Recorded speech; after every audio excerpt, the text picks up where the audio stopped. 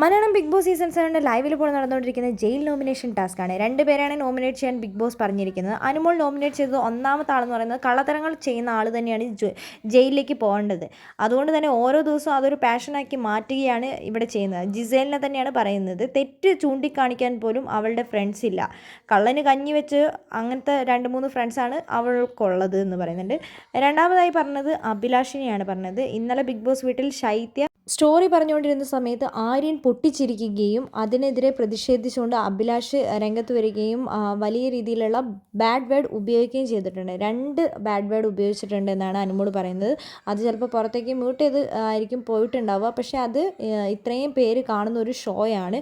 അതേപോലെ തന്നെ ഈ ബിഗ് ബോസിൻ്റെ ക്രൂ ഒക്കെ ഇവിടെ ഉള്ളതാണ്. ഇവരൊക്കെ കേൾക്കുന്നതാണ്. നമ്മൾ കുറച്ച് മാന്യമായ രീതിയിൽ സംസാരിക്കണം. അപ്പോൾ അഭിലാഷ് പറയുന്നുണ്ട്, ഇവിടെ ചിരിച്ച ഒരാളെയല്ല ഞാൻ പറഞ്ഞത്, എത്ര പേര് ചിരിച്ചിട്ടുണ്ടോ അത്രയും പേരെയും ഞാൻ പറയുന്നത്. കാരണം ലാലേട്ടൻ വരുന്ന എപ്പിസോഡിൽ അത് കാണിക്കുമെന്നാണ് ഇപ്പോൾ ബിഗ് ബോസ് വീട്ടിലെ കുടുംബാംഗങ്ങളെല്ലാവരും പറയുന്നത്. ആര്യൻ ചിരിച്ചത് വളരെ തെറ്റ് തന്നെയാണ്. പക്ഷേ അഭിലാഷ് ആ വേർഡ് പറഞ്ഞത് അത് കുറച്ച് എനിക്ക് ബാഡായിട്ട് തോന്നി. അതുകൊണ്ട് തന്നെ അഭിലാഷിനെയാണ് ഞാൻ പറയുന്നതെന്നാണ് അഭിലാഷിനെ പറയുന്നത്.